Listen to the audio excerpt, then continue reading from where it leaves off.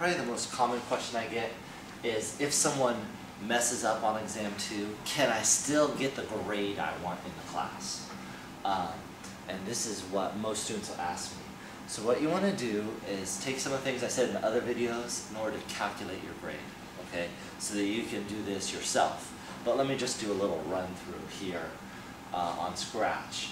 If, in case 1 here, let's say you failed exam 1, and you still got exam 2, you still got the final.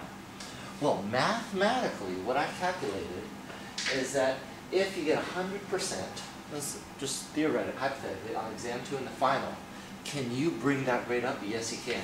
You can get an A or a B in the class, depending on the mean and the standard deviation, if you do really well on exam 2 in the final.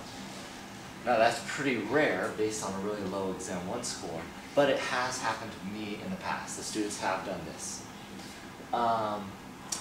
How about, let's say you failed exam 1, and more realistically, you get a 60% on exam 2 in the final.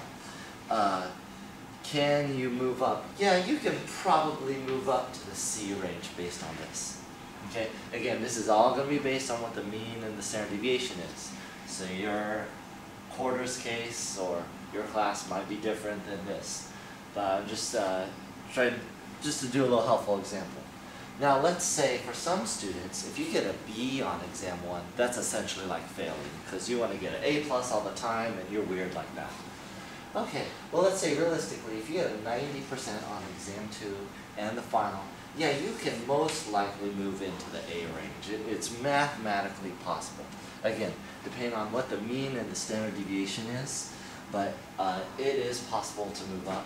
It is difficult. I'll let you know, especially after exam 2. So after exam 2, when you just have the final left, that can be difficult because the final is worth only about 36% of your grade. And because it's worth only about 36% of your grade, it seems like a lot, but you're trying to leverage the other part of your grade.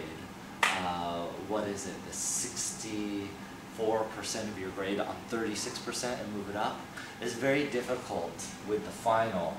More difficult than you would think with the final to move your grade up or down. So usually after exam 2, students' grades, most of the students' grades don't change with what they're going into the final. You have to do exceptionally well or bad, meaning that maybe like a standard deviation or so above or below what's normal to really move you out. And that's typical, but I'm just speaking in generalities. Your specific case could be slightly different.